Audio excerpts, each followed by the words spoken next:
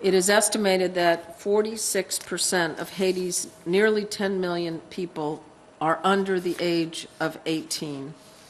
The special needs of children for food, shelter, and protection must be factored in at the very onset of relief efforts.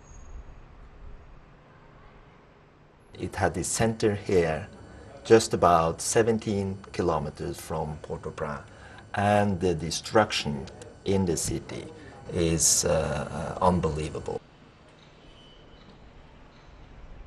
We don't have any indication yet of the number of people that have been killed or injured, but we are talking about thousands. This is a big disaster for Haiti.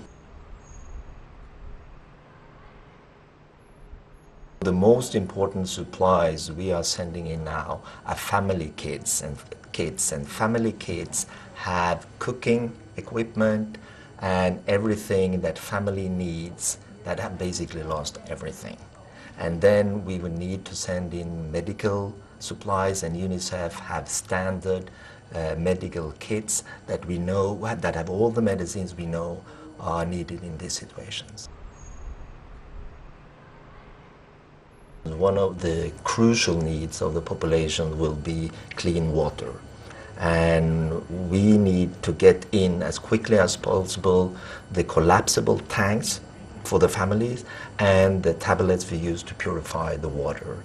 So this is like the first response wave, is to make sure that people have access to clean water.